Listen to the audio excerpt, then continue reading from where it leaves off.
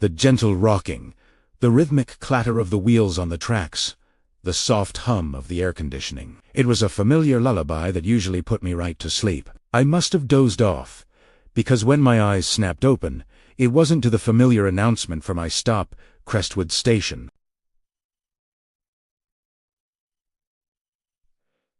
Instead, there was silence, a profound, heavy silence that seemed to press in on me. The train had stopped. Through the window, I saw a platform, but it wasn't Crestwood. The sign was blank, just a weathered, pale rectangle under a single, flickering fluorescent light. A soft chime sounded, and the doors slid open with a sigh. I hesitated. This wasn't right, but staying on a stopped train in the middle of nowhere felt even less right. So, I grabbed my briefcase and stepped out onto the cold concrete. The doors slid shut behind me, and with a low hum, the train pulled away, its red taillights disappearing into the tunnel's black maw. And then the silence returned. Deeper this time. The station was pristine. Not a single piece of litter, no graffiti, no scuff marks on the tiled floor. It was just empty. The air was cool and still, carrying a strange, sterile scent, like a hospital room that hadn't been used in years. I looked around for a way out.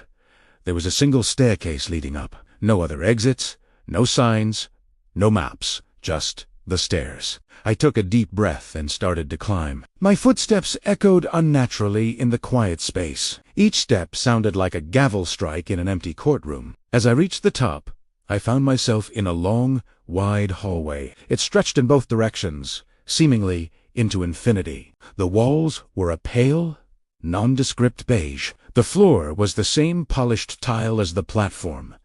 And the lights, they were the strangest part. Perfectly spaced, identical fixtures buzzed softly overhead, casting a flat, shadowless glow that seemed to erase all texture and depth. It felt like walking through a blueprint, a place that was designed but never built. I chose a direction at random and started walking. Left it felt as good a choice as any. I walked for what felt like 5 minutes. My footsteps, the only sound. The hallway didn't change. Same beige walls, same tiled floor, same buzzing lights. I passed a series of identical, unmarked wooden doors. I tried the first one. Locked. The second. Locked. The 10th. Locked. They were all sealed shut. A faint unease began to creep up my spine. I stopped and listened. Nothing. Just the low, constant hum of the lights. I turned and walked back the other way, past the staircase, and down the opposite end of the hall. It was exactly the same, an endless, repeating corridor of beige and pale light. Panic started to bubble in my chest. I pulled out my phone. No signal. Of course, the time read 1:17 a.m. I put it back in my pocket and decided to just keep walking. Maybe one end had to lead somewhere. It had two. I walked for what felt like an hour. My legs itched, my throat was dry. The scenery never changed. It was a perfect, maddening loop. Was I even moving? I stopped, took off my shoe, and placed it on the floor to mark my spot. Then I walked on. After another 10 minutes of walking, my shoe was gone. He spoon around, my heart pounding. Had I walked in a circle? But there were no turns, no intersections, just the straight, endless hall. Then I heard it. A sound. It was faint, distant. The gentle, unmistakable chime of a train arriving. Hope surged through me. I broke into a run, my briefcase banging against my leg. I sprinted back toward the staircase, my breath coming in ragged gasps.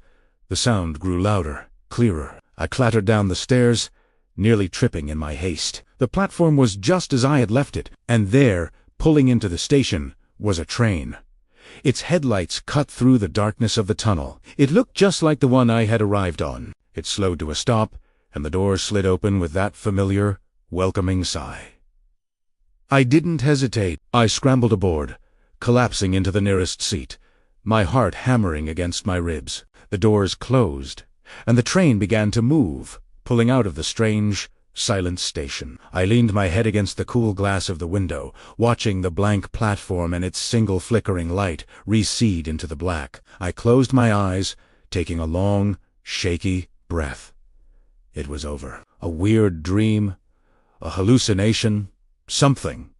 It didn't matter. Primera. Ha. Wa. Esse save. A moment later, a soft, automated voice filled the carriage. The next stop is Crestwood Station. Relief washed over me. I was almost home. I sat up, looking around the train car. It was empty, just like before, but as my gaze swept across the seats, I saw something that made my blood run cold. Sitting on the seat directly across from me, placed neatly in the center, was a single, familiar object. My shoe. If you thought this station was strange, wait until you hear about the old gas station that only appears on a forgotten desert highway after midnight. Possible titles for this video. 1. I got off the train at the wrong stop, and it didn't exist. 2. The midnight train took me to a station that isn't on any map. 3.